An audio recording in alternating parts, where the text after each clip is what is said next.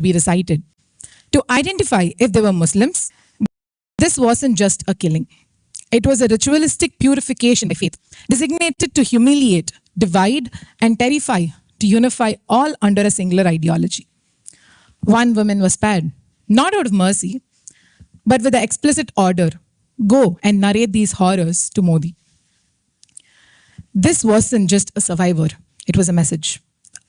A psychological bullet fired at 1.4 billion people. We have seen civilizations be dropped like dead birds to this form of crusades. How can Bharat fight this and emerge like the phoenix from the 1,000-year-old invasionary period? We seem to be in reiterating US President Trump's words. Anna. All of us truly feel sorry for what happened. I think we are gutted with deep pain, sorrow, and more importantly, anger. I want to take this question and go deep into this because I have an experience in the policing for about 9-10 years.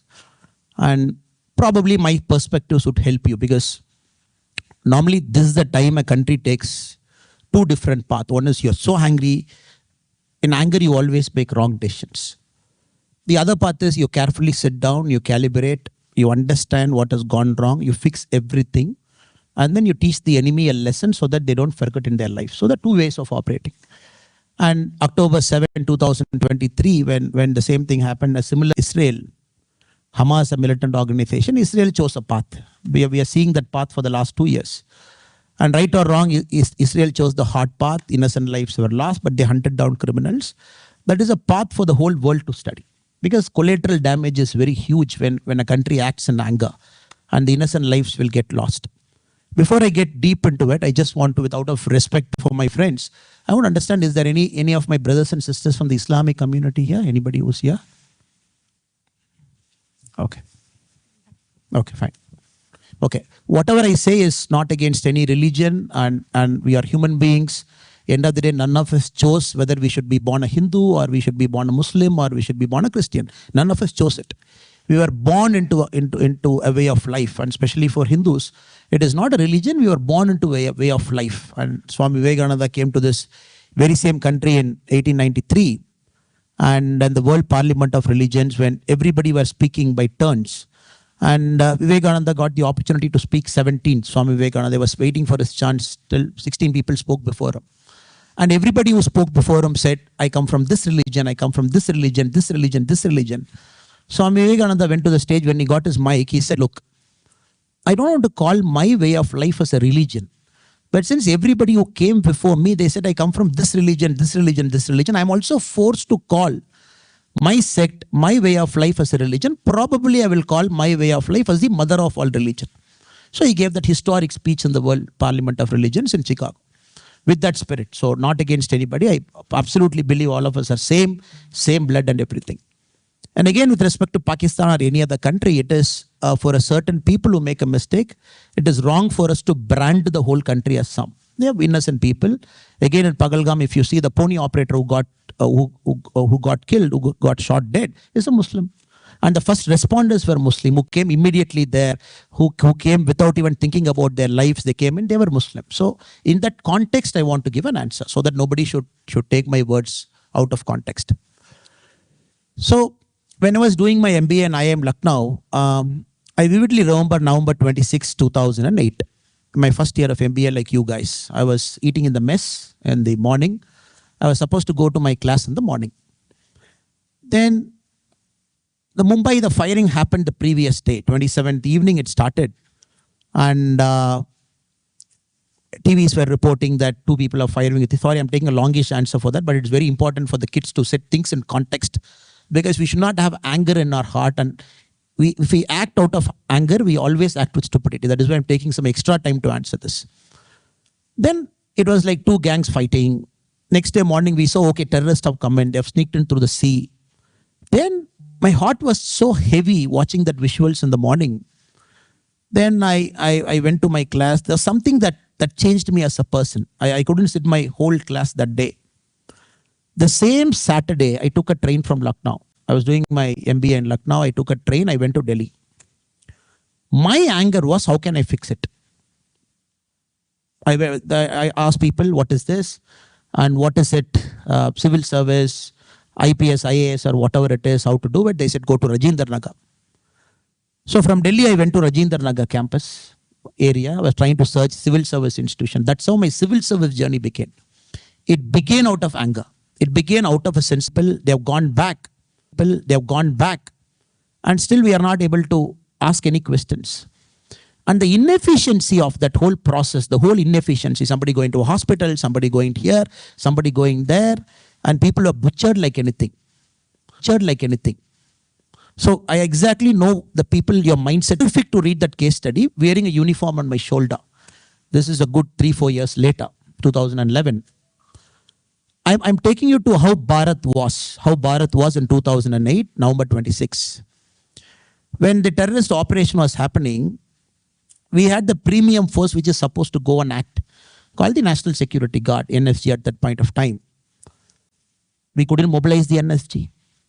Our intelligence was so bad, we didn't even know what was happening in Mumbai. The Americans had to call us and tell, look, terrorists are doing an attack in Mumbai, please be careful.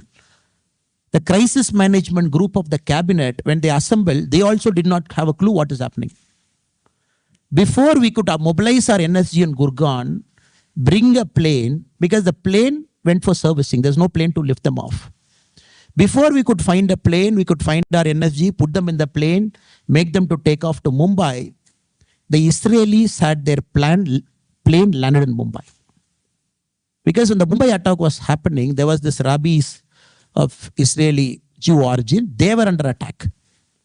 So what the Israelis did is, when the same attack was happening in Mumbai, the Israeli commandos, they started flying from Tel Aviv, even before India knew what is happening. The plane was in the air. The Israel did not get clearance from India. They just said, look, my commandos are on the air. We are landing them in Mumbai in a couple of hours. You just give us permission. We will enter Mumbai. We will take care of your people also. That is the level of quality Israelis had. So you have to put things in perspective before we get anger, or anger drives us to make a decision. We were that bad. So, but Government of India, being Government of India, we didn't want Israelis to operate in Mumbai. We said, no, we are not going to give you permission. You please be in the airport. NSGs landed. After the National Security Guard landed in Mumbai, we did not have a floor plan of Taj. We didn't have a floor plan of Taj. We didn't know how to enter. Where is the exit? Where is the blind alley? Who's going to go in the front? Who's going to take a corner shot? We didn't have a map. People like Sandeep Unnikrishnan, such brave people, they fully entered knowing well they're going to take a bullet. Because they don't have a floor plan. If you have a floor plan, you clearly know where is the exit, where is the alley, who's going to hide behind a door, who's going to take the cover fire. So without it, Sandeep Unnikrishnan said, I am going to lead. Probably I'll take a bullet, but you take a cover fire and go. From there to now, we have traveled much. So instead of feeling a sense of helplessness, of course, I feel so sorry for every single person who died. It could be my father, my mother, my relative, your relative. People were on honeymoon. People took an LTC. People were there. But we have to respect the system and process. Now we have a system, we have a process. We have equipped ourselves so much. From 2008 to now, we got NFG bases across the country. We changed our Civil Aviation Act. We said now if NFG wants a plane, you drive down to the nearest airport. Whichever passenger airport, you make the passengers to board the plane, deboard, you board the plane, tell the pilot where to go, the plane will come for you. We may change our act.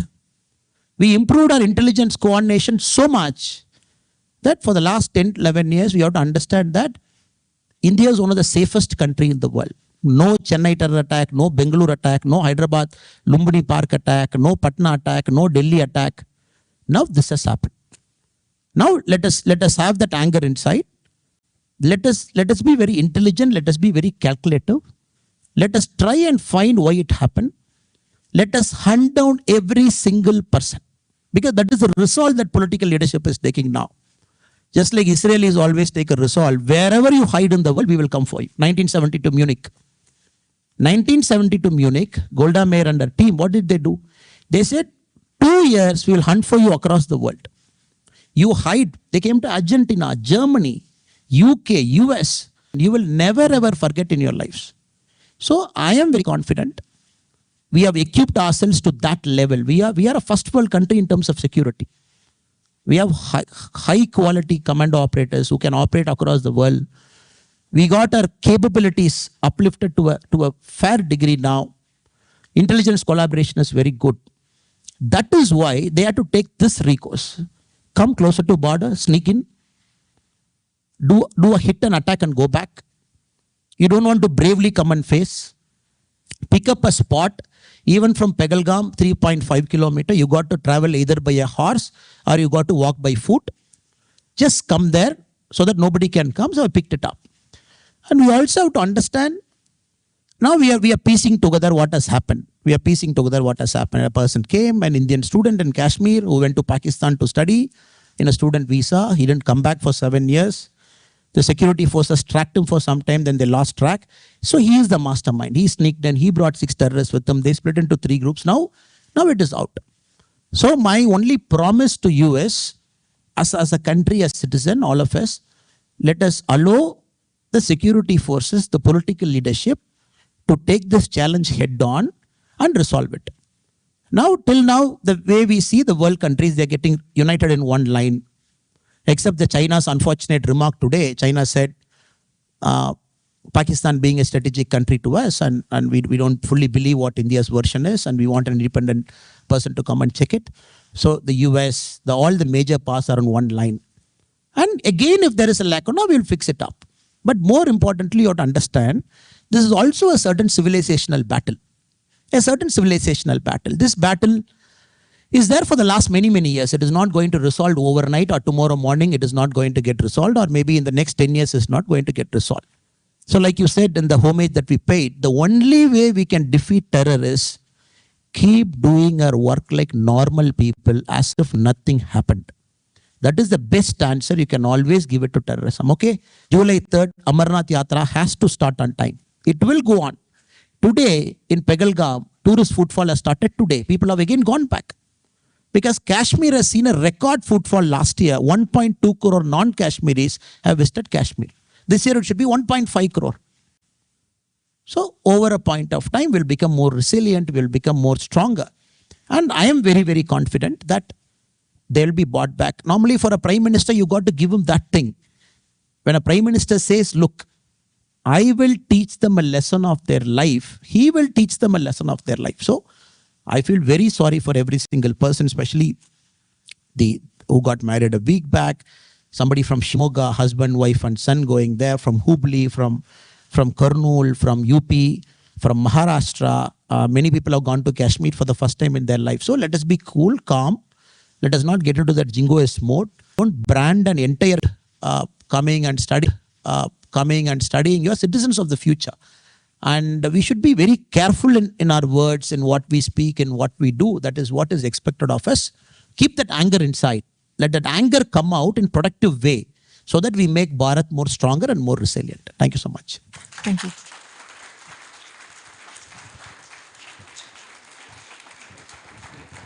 To my next question. India has evoked the NIA Act, UAPA, shut the border, and even triggered clauses of the Indus Water Treaty. But none of that matters if the fear still lingers in every bus, every temple, and the tourist van. What unapologetic, uncompromising, and unforgiving doctrine would you push forward so that the next would-be jihadi knows India no longer tolerates terror, it eradicates it? I'll just take an example to talk about the civilizational battle, why it is ongoing, why it will be ongoing for some more time. That is why, respectfully, I said any of my Muslim sister or brother in this room should not mistake me for what I'm saying, because my remarks is not against a religion. And it is a very important religion of the world, and a lot of people practice, preach. And India is a country that has embraced every single religion all the time, and we never discriminated against anybody. But still, when a certain religion is wrongly interpreted, wrongly taught, it is used as a weapon in the hands of a certain few to bring their outdated dogmatic ideas, then it needs calling out. So the example I'm going to bring to you, you all know the Ram temple. I'm not going to take Ram temple today. I'm going to take the Benares Kashi Vishwanath temple. So just to give the civilizational battle. So many of you might not know the whole story. If you look at the Kashi temple, which is in Varanasi, Benares, the first attack that happened on the temple is around 1130. Qutbuddin Aibak led the first attack, razed the temple down. They said, you cannot practice this. What is this God?